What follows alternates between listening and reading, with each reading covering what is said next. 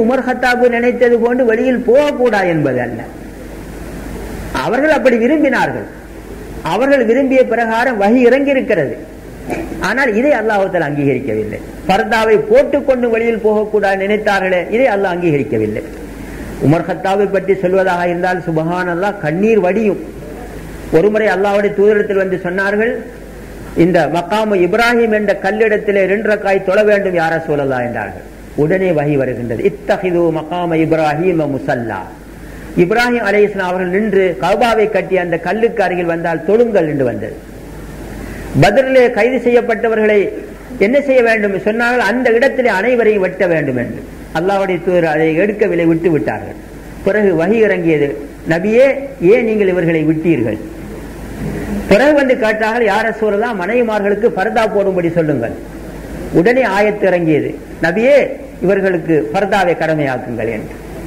இப்படிப்பட்ட உமர் கத்தாப் பர்தா போட்டதற்கு பிறகு முகத்தை மறைத்ததற்கு பிறகு வெளியில் போகக்கூடாது என்ற கருத்தை அல்லாஹ் அங்கீகரிக்கவில்லை. எனவே இந்த பெண்கள் எப்போது உள்ளே இருக்க வேண்டும், இருக்கும் வரைக்கும் அல்லாஹ்விடத்தில் நெருக்கமாக இருப்பார்கள். அது ஒரு இஸ்லாமிய பெண்ணிடத்தில் இப்படித்தான் அல்ஹம்துலில்லாஹ் நடைமுறையில் இருக்கின்றது. அல்லாஹு தஆலா மேலும் இதை உறுதியாக்கி வைக்க வேண்டும். இந்த ஹதீஸை பார்ப்போம். இது ஹம்பலியுடைய கூட்டா, ஜஹரான் மௌலவி சொன்னது போல், அல்லது அல்லாஹ்வுடைய தூதருடைய கூட்டா என்று பார்ப்போம். தபரானி கூறுகின்றார்கள், இந்த ஹதீஸை பதிவு செய்துவிட்டு குல்து ஹாதா இஸ்னாதுன் ஸஹீஹ், இதனுடைய அறிவிப்பாளர் பட்டியல் சரியானது. ரிஜாலுஹு குல்லுஹும் சிகாத், இதிலே வரக்கூடிய அறிவிப்பாளர்கள் அனைவரும் நம்பகமானவர்கள். ரிஜாலு முஸ்லிம், அது மட்டுமல்ல, இமாம் முஸ்லிமுடைய அறிவிப்பாளர்கள் அனைவரும். அசைக்க முடியாத ஹதீஸ். கைர இப்ராஹிம் ஷேக் தபரானி, ஒரே ஒரு ராவியை தவிர தபரானியுடைய உஸ்தாத் இருக்கின்றார், அவர் மட்டும் இமாம் முஸ்லிமுடைய ராவி அல்ல. சரி, அவர் சரியானவரா பிழையானவரா? வகது வஸ்ஸகஹு தாரகுத்னி, இமாம் தாரகுத்னி வந்து கூறுகின்றார், இவர் இந்த ஷேக் தபரானியுடைய ஷேக் உறுதியானவர் என்று கூறுகின்றார். வலில் ஹதீஸி ஷாஹிதுன் கபியுன், இந்த ஹதீஸுக்கு மிகவும் பலமான பக்கபலமும் இருக்கிறது என்று கூறுகின்றார். இப்ப இந்த ஹதீஸ்ல என்ன சந்தேகம் இருக்கு? இது அஹ்மது இப்னு ஹம்பலுடைய கூட்டா?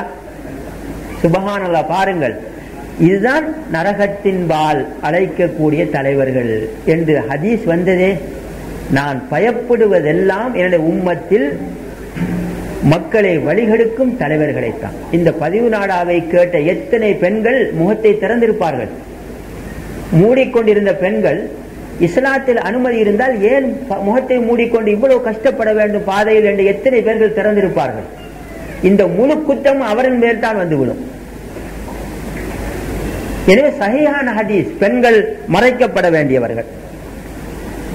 அடுத்தது, இந்த ஹதீஸ் தபரானியில் மட்டும் வரவில்லை, இது திருமதியில் வந்திருக்கின்றது. இது இப்னு மசூத் அவர்கள் அறிவிக்கின்றார்கள், அல் மர்அத்து அவ்ரத்துன், ஒரு பெண் மறைக்கப்பட வேண்டியவள். பெரிய ஆச்சரியம், இந்த ஜஹரான் மௌலவியுடைய உஸ்தாத் ஷேக் அல்பானி வஃபாத்தாகி விட்டார்.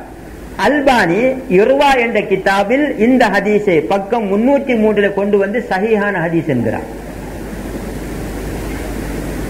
2 ஆதாரம். இதே போன்று இந்த ஹதீஸை இப்னு ஹுஸைமாவும் பதிவு செய்திருக்கிறார்கள். எப்படி? இன்னல் மர்அத அவ்ரத்துன், நிச்சயமாக ஒரு பெண் மறைக்கப்பட வேண்டியவர். இப்னு ஹுஸைமா. இந்த இப்னு ஹுஸைமாவை பின்னால் வந்த ஒரு அறிஞர், ஒரு கலாநிதி மறுபரிசீலனை செய்தார். கலாநிதி என்றால் மிகவும் தேர்ச்சி பெற்றவர், அரபு நாட்டில் பிரபல்யமானவர். அவர் யார்? அத்-துக்தூர் முஸ்தபா அல் அஅலமி. கலாநிதி முஸ்தபா அல் அஅலமி என்று ஒருவர், ஹதீஸ் கலையில மிகவும் தேர்ச்சி பெற்றவர்.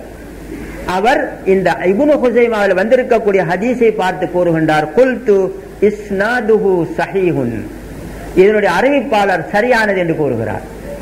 பெரிய ஒரு ஆச்சரியம் பாருங்கள். இவர்கள் இப்படிப்பட்ட இந்த ஹதீஸ்கள் ஆயத்துக்களை எல்லாம் விட்டு விட்டு கண்மூடித்தனமாக பெண்கள் முகத்தை திறக்கலாம், கையையும் திறக்கலாம், மூடவும் செய்யலாம் என்று கூறி வருகின்றார்கள்.